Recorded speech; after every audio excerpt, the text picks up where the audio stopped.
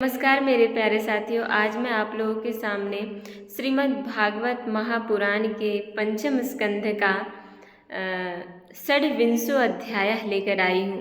अर्थात उस अध्याय का क्या नाम है, 26वां अध्याय है और उस अध्याय का नाम है नरकों की विभिन्न गतियों का वर्णन।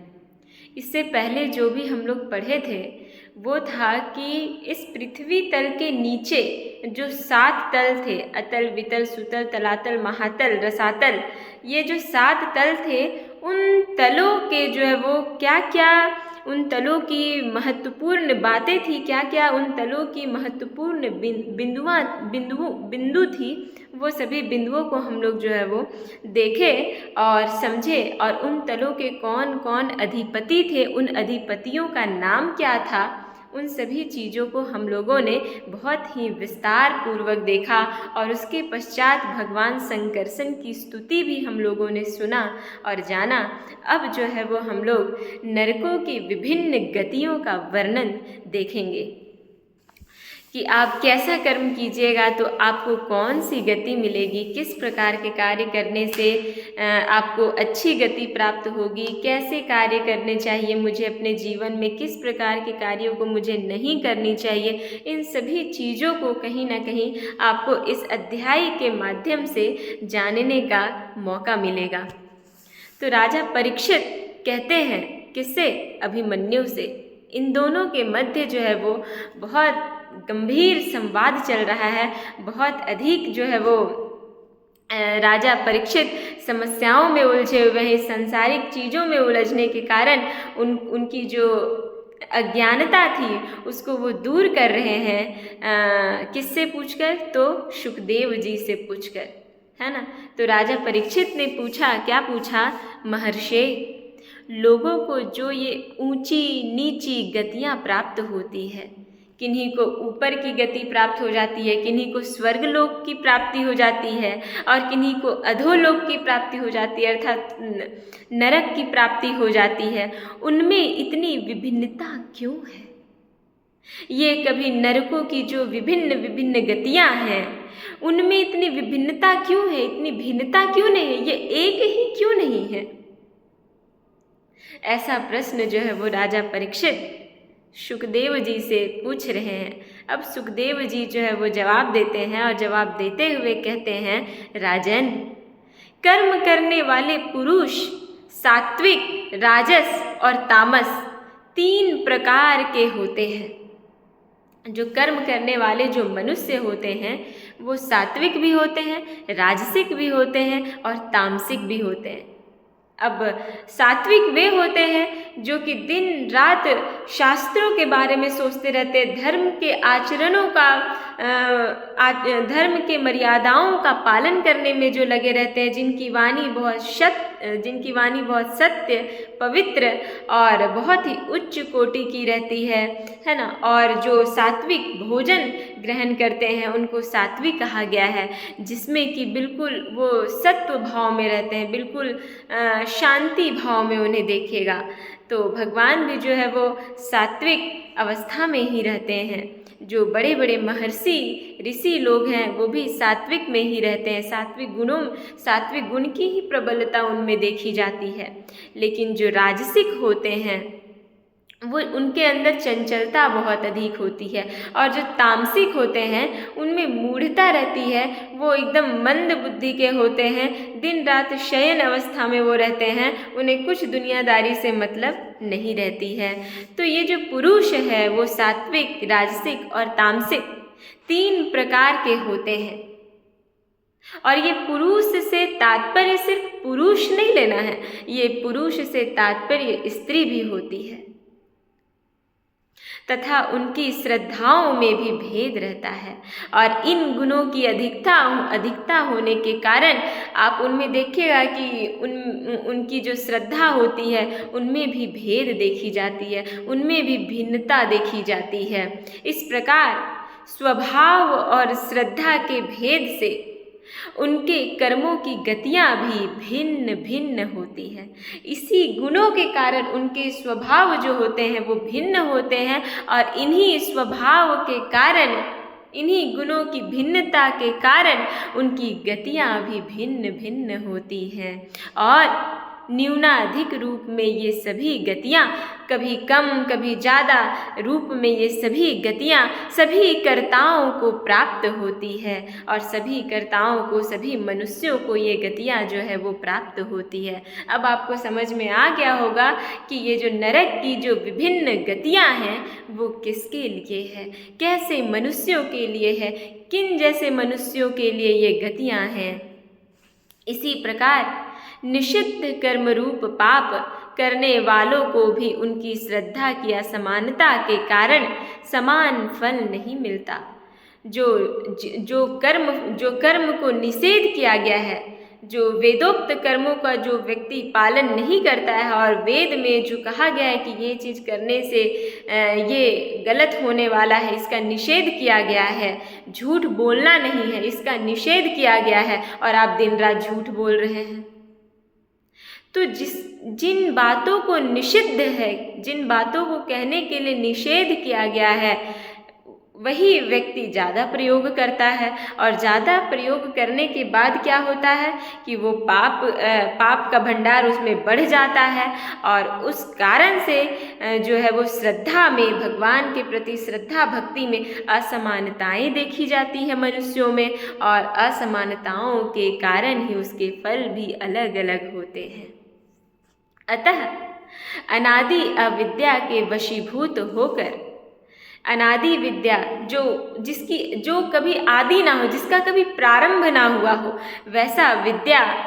वैसा अनादि अविद्या के वशीभूत होकर कामना पूर्वक किए हुए उन निषिद्ध कर्मों के परिणाम में जो हजारों तरह की नारकी गतियाँ होती है, उनका विस्तार से वर्णन करेंगे। राजा परीक्षित पूछे, क्या पूछे? भगवन, आप जिनका वर्णन करना चाहते हैं वे नरक इसी पृथ्वी के कोई देश विशेष में है? आप जिस चीज़ के बारे में आप बताने जा रहे हैं, क्या वो इसी देश खंड में है अथवा त्रिलोकी से बाहर या इसी के भीतर किसी जगह में? सही बात है, हमें तो जहाँ तक दिखाई दे रहा है समुद्र, पृथ्वी, जल, पहाड़ इत्यादि इत्यादि दिखाई दे रहा है, हमें तो नरक नहीं दिखाई दिया। तो ये भी जिज्ञासाएं हैं इनकी, राजा परीक्षित की, और वो पूछ रहे हैं सुखदेव जी से कि क्या ये नरक जो है वो यहीं कहीं पृथ्वी के कोई कोने में है क्या, या फिर ये कहीं ये त्रिलोकी से बाहर है, ये तीनों लोकों से कहीं कोई बाहर कोई जगह है नरक, या फिर इसी के भीतर है, कहाँ है वो नरक? तब श्री सुखदेव जी कहते हैं, क्या कहते हैं? राजन, वे त्रिलोकी के भीतर ही है। वे जो नरक है, वे जो नरक की गतियाँ हैं, वे तीनों लोकों के भीतर ही है ना। तथा दक्षिण की ओर से पृथ्वी से नीचे जल के ऊपर स्थित है। इसी दिशा में अग्निश्वात आदि पितृगण रहते हैं। वे अत्यंत एकाग्रता पूर्वक अपने वंशधरों के लिए मंगल कामना किया करते हैं। उस नरक लोक में सूर्य पुत्र पितृराज भगवान यम अपने सेवकों के सहित रहते हैं तथा भगवान की आज्ञा का उल्लंघन न करते हुए अपने दूतों द्वारा वहाँ लाए हुए मृत प्राणियों को उनके दुष्कर्मों के अनुसार पाप का दंड देते हैं। जिस तरह से मनुष्य इस पृथ्वी लोक में कर्म कर रहा होता है, चाहे वो सत्य हो चाहे वह असत्य हो, चाहे वो शास्त्रों में वर्णित हो जिसको करने के लिए कहा गया, चाहे वो धर्म से युक्त हो चाहे वो अधर्म से, तो जिस प्रकार का आप कर्म को कर रहे हैं आपको उसी प्रकार की गति जो है वो प्राप्त होगी। आप धर्म के मार्ग पे चलेंगे, आप सत्य के मार्ग पे चलेंगे, आपके हृदय, आपका मन पवित्र रहेगा, सरल रहेगा, आपकी विचार जो है वो उच्च रहेंगे, आप जो है वो ऊपर के लोगों को प्राप्त होइएगा, आप जो है वो स्वर्ग लोक को प्राप्त कीजिएगा और आप नरक को तभी प्राप्त कीजिएगा जब आपके कर्म जो है वो कुकर्म में बदल जाए, जब आपके धर्म अधर्म में परिणत हो जाए, जब आप अधोगति में पतन होने वाले जैसे कार्य को कर रहे हों, या किसी की हिंसा कर रहे हों, या किसी के साथ झगड़ रहे हो, या किसी प्राणी के साथ आपके कारण जो है वो उनको दुख पहुंच रहा हो, या किसी के साथ मिथ्या भाषण कर रहे हो। ये सभी अधर्मों की कोटि में आती है और ये सभी आपका जो वह हिसाब रखा जाता है और इसी के अनुसार से आपको अलग अलग गतियाँ प्राप्त होती है, अलग अलग गति को आप प्राप्त हो जाते हैं और उसी के अनुसार से आपको दंड मिलता है। तो इससे अच्छा है कि आप दिन रात इस पृथ्वी में रह के यही प्रयत्न कीजिए कि आपका जो कर्म है वो सही हो, आपका जो धर्म है वो सही हो, आपका जो वचन है वो सत्य हो, मीठा हो, मृदु हो। परीक्षित, कोई कोई लोग नरकों की संख्या 21 बताते हैं। ये जो सुखदेव जी हैं वो कह रहे हैं कि कुछ लोग ऐसे हैं जो कि नरकों की संख्या जो है, ये जो नरक की जो विभिन्न गतियाँ बताई गई है उनकी संख्या जो है वो 21 है। कितना है? 21। अब हम नाम रूप और लक्षणों के अनुसार उनका क्रमशः वर्णन करते हैं। उनके नामों को भी बताया जाएगा, उन नरकों के नाम को भी बताया जाएगा, उनके स्वरूप कैसे हैं उनको भी बताया जाएगा और उनके लक्षण क्या क्या हैं वो चीज़ों को भी इस अध्याय में बताया जाएगा। उनके नाम ये हैं, क्या हैं? तामिश्र, अंध तामिश्र, रौरव, महारौरव, कुंभीपाक, कालसूत्र, असीपत्रवन, सुकरमुख, अंधकूप, कृमि भोजन, संदंस, तप्त सुरमी, वज्रकंटक, शालमली, वैतरणी, पूयोद, प्राणरोध, विशसन, लाक्षाभक्ष, सारमेयादन, अविची और अयहपान। ये जो है ये 21 जो है वो नरकों का नाम बताया गया है।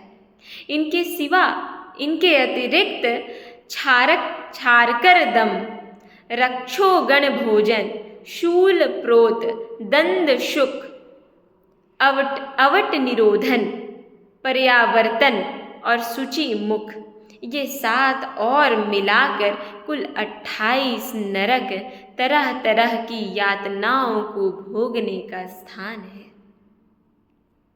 जो पुरुष दूसरों के धन, संतान अथवा स्त्रियों का हरण करता है, जो पुरुष जो है वो दूसरों के धन को छीनता है, स्त्रियों को प्रताड़ित करता है या संतान को सताता है, उसे अत्यंत भयानक यमदूत काल पास में बांधकर बलात् तामिश्र नरक में गिरा देता है। कहाँ पे गिराता है? तामिश्र नरक में गिरा देता है। उस अंधकारमय नरक में उसे अन्न जल न देना, डंडे लगाना और भय दिखलाना आदि अनेक प्रकार के उपायों से पीड़ित किया जाता है। इससे अत्यंत दुखी होकर वह एकाएक मूर्छित हो जाता है। इसी प्रकार जो पुरुष किसी दूसरे को धोखा देकर, किसी मनुष्य, कोई मनुष्य जो है वो कोई अन्य मनुष्य को धोखा दे रहा है, उसकी स्त्री आदि को भोगता है, वह अंध तामिश्र में जाता है। वहाँ की यातनाओं में पड़कर वह जड़ से कटे हुए वृक्ष के समान वेदना के मारे सारी सुध बुध खो बैठता है और उसे कुछ भी नहीं सूझता। इसी से इस नरक को अंध तामिश्र कहा गया है। जो पुरुष इस लोक में यह शरीर ही मैं हूँ और ये स्त्री धन आदि मेरा है, ऐसी बुद्धि से दूसरे प्राणियों से द्रोह करके निरंतर अपने कुटुंब के पालन पोषण में लगा रहता है, जिसको ये लगता है कि यह जो शरीर है ये मैं हूँ, यह जो मेरा स्त्री है ये मेरा पुत्र है, और दूसरे को वो दूसरे की माताओं को महिला अपनी पत्नी, अपनी माता को ना समझकर उसके साथ जो है वो गलत भाव रखता है, उसको प्रताड़ित करता है, उसके साथ देखिए क्या होता है, वह अपना शरीर छोड़ने पर अपने पाप के कारण स्वयं ही रौरव नरक में गिरता है। और उस नरक में जाने के पश्चात क्या होता है, इस लोक में उसे जिन जीवों को जिस प्रकार कष्ट पहुंचाया होता है, परलोक में यम यातना का समय आने पर वे जीव रूरू होकर उसे उसी प्रकार कष्ट पहुंचाते हैं। रूरू एक प्रकार का मृग है, इसीलिए इस नरक का नाम रौरव है। रूरू सर्प से भी अधिक क्रूर स्वभाव वाले एक जीव नाम है। ऐसा ही महारौरव नरक है। इसमें वह व्यक्ति जाता है जो और किसी की परवाह न कर केवल अपने ही शरीर, यहाँ पे वो किसी का परवाह नहीं कर रहा, इवन कि अपनी माता, बहन, पुत्री, पुत्र किसी का भी परवाह नहीं कर रहा, सिर्फ और सिर्फ वो अपना ही परवाह कर रहा है, वैसे व्यक्ति महारौरव नामक नरक में जाते हैं। वहाँ कच्चा मांस खाने वाले रूरू इसे मांस के लोभ से काटते हैं। जो क्रूर मनुष्य इस लोक में अपना पेट पालने के लिए जीवित पशु या पक्षियों को रांधता है, उस हृदयहीन राक्षसों से भी गए बीते पुरुषों को यमदूत कुंभी पाक नरक में ले जाकर खौलाते हुए तेल में रांधते हैं, अर्थात बनाते हैं उसे। जो मनुष्य इस लोक में माता, पिता, ब्राह्मण और वेद से विरोध करता है, उसे यमदूत काल सूत्र नरक में ले जाता है। इसका घेरा 10,000 योजन है। इसकी भूमि तांबे की है। इसमें जो तपा हुआ मैदान है, गर्म हुआ जो मैदान है, वह ऊपर से सूर्य और नीचे से अग्नि के दाह से जलता रहता है। वहाँ पहुँचाया हुआ पापी जीव भूख प्यास से व्याकुल हो जाता है और उसका शरीर बाहर भीतर से जलने लगता है। उसकी बेचैनी यहाँ तक बढ़ती है कि वह कभी बैठता है, कभी लौटता है, कभी छटपटाता है, लगता है कभी खड़ा होता है और कभी इधर उधर दौड़ने लगता है। इस प्रकार उस नर पशु के शरीर में जितने रोम होते हैं, उतने ही 1000 वर्ष तक उसकी यह दुर्गति होती रहती है। जो पुरुष किसी प्रकार की आपत्ति न आने पर भी अपने वैदिक मार्ग को छोड़कर अन्य पाखंड पूर्ण धर्मों का आश्रय लेता है, उसे यमदूत 80 पत्रवन नरक में ले जाकर कोड़ों से पीटता है। जब मार से बचने के लिए वह इधर उधर दौड़ने लगता है, तब उसके सारे अंग तालवन के तलवार के समान पैने पत्तों से, जिनमें दोनों ओर धारें होती है, टुक टुक होने लगते हैं। तब वह अत्यंत वेदना से हाय मैं मरा, इस प्रकार चिल्लाता हुआ पद पद पर मूर्छित होकर गिरने लगता है। अपने धर्मों को छोड़कर पाखंड मार्ग में चलने से उसे इस प्रकार की कुकर्म का फल भोगना पड़ता है। इस लोक में जो मनुष्य राजा या राजकर्मचारी होकर किसी निरपराध मनुष्य को दंड देता है, जिसको अपनी पद की बहुत घमंड रहती है, वो जो है वो जो नॉर्मल इंसान रहते हैं, जो आम लोग रहते हैं, उनको वो आदमी समझते ही नहीं। वो जो पदाधिकारी लोग होते हैं, समझ गए ना, वो अपने आप को राजकर्मचारी समझ रहे होते हैं, वो अपने आप को बहुत ऊंचा पद वाले समझ रहे होते हैं। और जो है उनके सामने अगर आप काम करवाने जाइए तो आपको इतना बुरा बुरा बोलेंगे कि कहने का लायक नहीं। वैसे लोगों के लिए भी अलग गतियाँ हैं। आप देखिए, निरपराध मनुष्यों को दंड देता है अथवा ब्राह्मण को शरीर दंड देता है। कहीं पे भी ब्राह्मण को शरीर दंड देने का हमारे शास्त्रों में विधान नहीं है। ब्राह्मण को कभी भी आप जो है वो दंड नहीं दे सकते, और उनको अगर दंड देना भी है तो बस आप अपने राज्य से उनको बाहर निकाल दीजिए। यही उनके लिए जो है वो एक नीच व्यक्ति को पीटा जाता है, जितना दुख दर्द होता है ना, उतना दुख दर्द उन ब्राह्मणों को होता है। यही उनके लिए दंड का विधान है। तो यही बात बताया जा रहा है कि ब्राह्मणों को जो शरीर दंड देता है वह महापापी मरकर सुकर मुख नरक में जा गिरता है।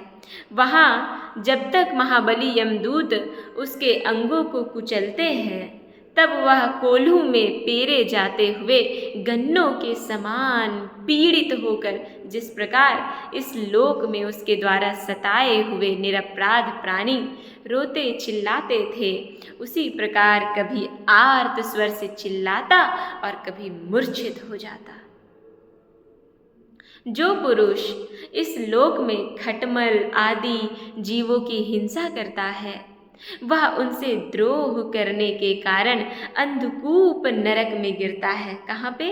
अंधकार रूपी कूप में जाकर वो गिर जाता है, क्योंकि स्वयं भगवान ने ही रक्तपान आदि उनकी वृत्ति बना दी है और उन्हें उसके कारण दूसरों को कष्ट पहुँचाने का ज्ञान भी नहीं है। किंतु मनुष्य की वृत्ति भगवान ने विधि निषेध पूर्वक बनाई है और उसे दूसरों के कष्ट का ज्ञान भी है। मनुष्यों को ये बात पता रहती है कि मेरे द्वारा किसको कष्ट पहुंच रहा है। वहाँ वे पशु, मृग, पक्षी, सांप आदि रेंगने वाले जंतु, मच्छर, जू, खटमल और मक्खी आदि जीव जिनसे उसने द्रोह किया था, आप अभी जो अपने मनुष्य अवस्था में आप जिसके साथ भी ये इन जीवों के साथ आप जो द्रोह कर रहे हैं, उनकी क्या स्थिति होती है देखिए। तो वही कह रहा है कि जो ये पशु पक्षी है जिनके साथ आप द्रोह करते हैं, जिनसे उसने द्रोह किया था, जो मनुष्य उनसे द्रोह किया था, उसे सब ओर से काटते हैं। कहाँ पे? नरक लोक में। आप अभी उनको मार रहे हैं, आप अभी उनको कष्ट पहुंचा रहे हैं, आपको वो आगे चल के कष्ट पहुंचाएगा। ऐसी बात यहाँ पे की जा रही है। इससे उसकी निद्रा और शांति भंग हो जाती है और आप में वो सामर्थ्य नहीं रहेगा कि आप वहाँ पे उस लोक में उस गति को जब आप प्राप्त होइएगा, उस गति में आप उनको मार दें। आप में वो सामर्थ्य नहीं रहेगा। तभी आप सिर्फ उनके द्वारा किए गए, उनके द्वारा पहुँचाए गए कष्टों को सिर्फ और सिर्फ झेलने की आप में बस शक्ति रहेगी और आप कुछ नहीं कर सकते उस टाइम। और उसकी निद्रा और शांति भंग हो जाती है और स्थान न मिलने पर भी वह बेचैनी के कारण उस घोर अंधकार में इस प्रकार भटकता रहता है जैसे रोगग्रस्त शरीर में जीव छटपटाया करता है। जो मनुष्य इस लोक में बिना पंच महायज्ञ किए था, जो अग्निहोत्र इत्यादि कर्म नहीं करते हैं, पंच यज्ञ में अतिथि पूजा, देव पूजा, ब्रह्म यज्ञ, भूत यज्ञ, ये सब सारे आते हैं। आप इन यज्ञों को अगर नहीं कर रहे हैं इस लोक में रहते हुए, तो उसे बिना किसी दूसरे को दिए स्वयं ही खा लेता है। उसे कौवे के समान कहा गया है। वह परलोक में कृमि भोजन नामक निकृष्ट नरक में गिरता है। वहाँ 1,00,000 योजन लंबा चौड़ा एक कीड़ों का कुंड है।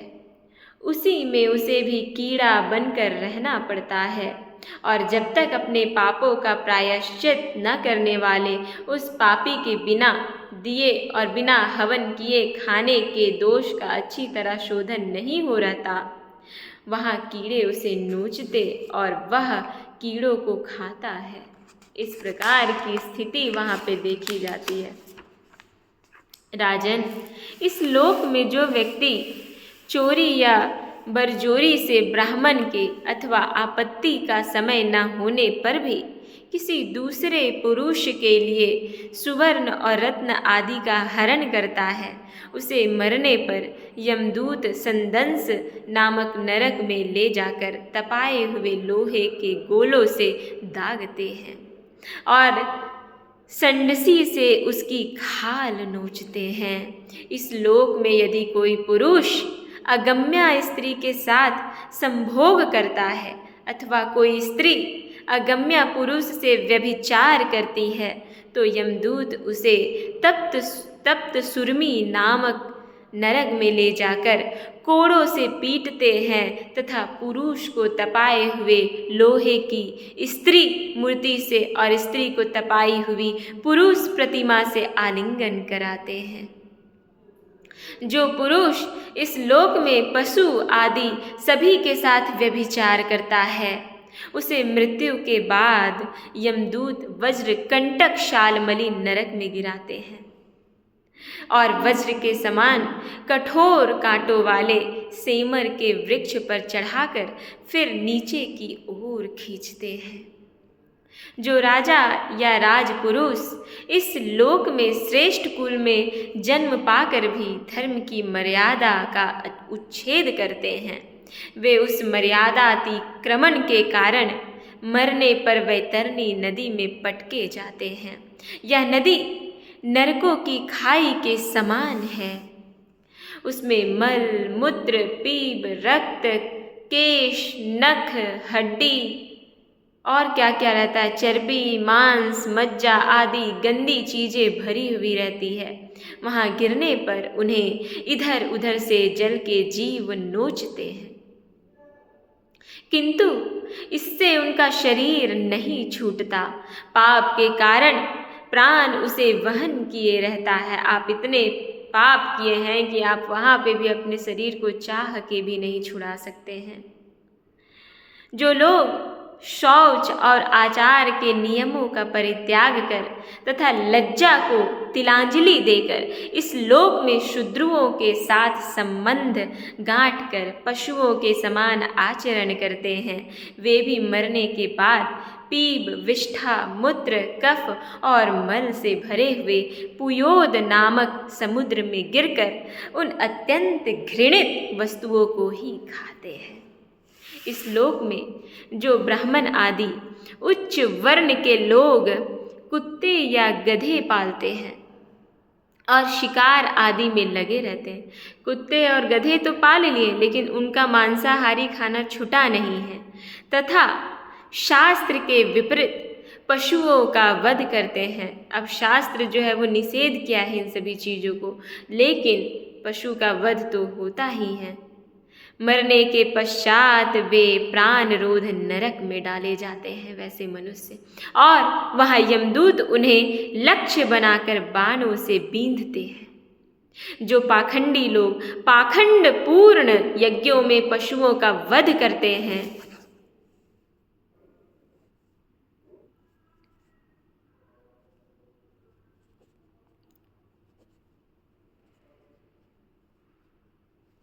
पाखंड पूर्ण यज्ञों में पशुओं का वध करते हैं, ये बोल के कि ये तो भगवान ही चाहते हैं, ऐसा बोल के जो उनकी बलि दी जाती है, उन्हें परलोक में वैशस अर्थात विषसन नरक में डालकर वहाँ के अधिकारी बहुत पीड़ा देकर काटते हैं। जो द्विज कामातुर होकर अपनी सवर्णा भार्या को वीर्यपान कराता है, उस पापी को मरने के बाद यमदूत वीर्य की नदी में डालकर वीर्य पिलाते हैं। जो कोई चोर अथवा राजा या राजपुरुष इस लोक में किसी के घर में आग लगा देता है, किसी को विष दे देते हैं अथवा गांवों या व्यापारियों की टोलियों को लूट लेते हैं, उन्हें मरने के पश्चात सारमेयादन नामक नरक में वज्रसी दाढ़ों वाले 720 यमदूत कुत्ते बनकर बड़े वेग से काटने लगते हैं। इस लोक में जो पुरुष किसी की गवाही देने में, व्यापार में अथवा दान के समय किसी भी तरह झूठ बोलता है, वह मरने पर आधार शून्य अविचीमान नरक में पड़ता है। वहाँ उसे 100 योजन ऊंचे पहाड़ के शिखर से नीचे को सिर करके गिराया जाता है। उस नरक की पत्थर की भूमि जल के समान जान पड़ती है, इसलिए इसका नाम अविचीमान है। वहाँ गिराए जाने से उसके शरीर के टुकड़े टुकड़े हो जाने पर भी प्राण नहीं निकलते, इसलिए इसे बार बार ऊपर ले जाकर पटका जाता है। जो ब्राह्मण या ब्राह्मणी अथवा व्रत में स्थित और कोई भी प्रमादवश मद्यपान करता हो, या वो ब्राह्मण हो या कोई ब्राह्मण की स्त्री हो या फिर कोई फास्टिंग में है, वैसी अवस्था में हो और वो प्रमादवश क्या कर रहा हो, मद्यपान करता हो, तथा जो क्षत्रिय या वैश्य सोमपान करता है, उन्हें यमदूत अयहपान नाम के नरक में ले जाते हैं और उनकी छाती पर पैर रखकर उनके मुंह में आग से गलाया हुआ लोहा डाला जाता है। जो पुरुष इस लोक में निम्न श्रेणी का होकर भी अपने को बड़ा मानने के कारण जन्म, तप, विद्या, आचार, वर्ण या आश्रम में अपने से बड़ों का विशेष सत्कार नहीं करता, वह जीता हुआ भी मरे के ही समान है। उसे मरने पर छार करदम नाम के नरक में नीचे को सिर करके गिराया जाता है और वहाँ उसे अनंत पीड़ाएं भोगनी पड़ती है। जो पुरुष इस लोक में नर मेधादि के द्वारा भैरव, यक्ष, राक्षस आदि का यजन करते हैं और जो स्त्रियां पशुओं के समान पुरुषों को खा जाती मतलब कि मुख से चबा नहीं डालती, उनको बहुत तंग करती हैं, उन्हें वे पशुओं की तरह मारे हुए पुरुष यमलोक में राक्षस होकर तरह तरह की यातनाएं देते हैं और रक्षोगण भोजन नामक नरक में कसाईयों के समान कुल्हाड़ी से काट काट कर उसका लहू लुहान करते हैं और उसको पीते हैं। तथा जिस प्रकार वे मांस भोजी पुरुष इस लोक में उनका मांस भक्षण करके आनंदित होते थे, उसी प्रकार वे भी उनका रक्तपान करके और आनंदित होकर नाचते गाते हैं। इस लोक में जो लोग वन या गांव के निरपराध जीवों को, जो सभी अपने प्राणों को रखना चाहते हैं, तरह तरह के उपायों से फुसलाकर अपने पास बुला लेते हैं और फिर उन्हें कांटे से बेंधकर या रस्सी से बांधकर खिलवाड़ करते हुए तरह तरह की पीड़ाएं देते हैं, उन्हें भी मरने के पश्चात यम यातनाओं के समय शूल प्रोत नामक नरक में शूलों से बेधा जाता है। उस समय जब उन्हें भूख प्यास सताती है और कंक बटेर आदि तीखी चोंचों वाले नरक के भयानक पक्षी नोचने लगते हैं, तब अपने किए हुए सारे पाप याद आ जाते हैं। राजन, इस लोक में जो सर्पों के समान उग्र स्वभाव पुरुष दूसरे जीवों को पीड़ा पहुँचाते हैं, वे मरने पर दंडशुक नाम के नरक में गिरते हैं और वहाँ 5-5, 7-7 मुँह वाले सर्प उनके समीप आकर उन्हें चूहों की तरह निगल जाते हैं। जो व्यक्ति यहाँ दूसरे प्राणियों को अंधेरी खतियों, कोठों या गुफाओं में डाल देते हैं, उन्हें परलोक में यमदूत वैसा ही स्थानों में डालकर विषैली आग के धुएं में घोटते हैं। इसलिए इस नरक को अवट निरोधन कहते हैं। जो गृहस्थ अपने घर आए अतिथि अभ्यागतों की ओर बार बार क्रोध में भरकर ऐसी कुटिल दृष्टि से देखता है मानो उन्हें भस्म कर देगा, वह जब नरक में जाता है तब उस पाप दृष्टि के नेत्रों को गिद्ध, कंक, काक और बटेर आदि वज्र सी कठोर चोंचों वाले पक्षी बलात् निगल जाते हैं और इस नरक को पर्यावर्तन कहते हैं। इस लोक में जो व्यक्ति अपने को बड़ा धनवान समझकर अभिमानवश सबको टेढ़ी नज़र से देखता है और सभी पर संदेह रखता है, धन के व्यय और नाश की चिंता से जिसके हृदय और मुंह सूखे रहते हैं, अतः तनिक भी चैन न मानकर जो यक्ष के समान धन की रक्षा में ही लगा रहता है तथा पैसा पैदा करने, बढ़ाने और बचाने में जो तरह तरह के पाप करता रहता है, वह नराधम मरने पर शुचि मुख नरक में गिरता है।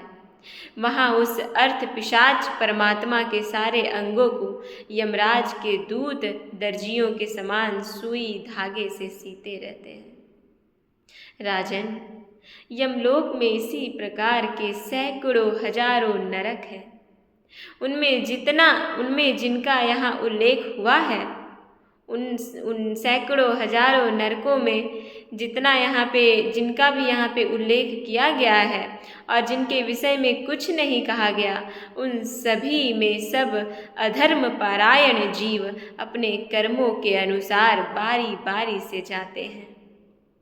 इसी प्रकार धर्मात्मा पुरुष स्वर्ग आदि में इनके अधिकांश पाप और पुण्य क्षीण हो जाते हैं, तब बाकी बचे हुए पुण्य पाप रूप कर्मों को लेकर ये फिर इसी लोक में जन्म लेने के लिए लौट आते हैं। इन धर्म और अधर्म दोनों से विलक्षण जो निवृत्ति मार्ग है, उसका तो पहले ही वर्णन हो चुका है।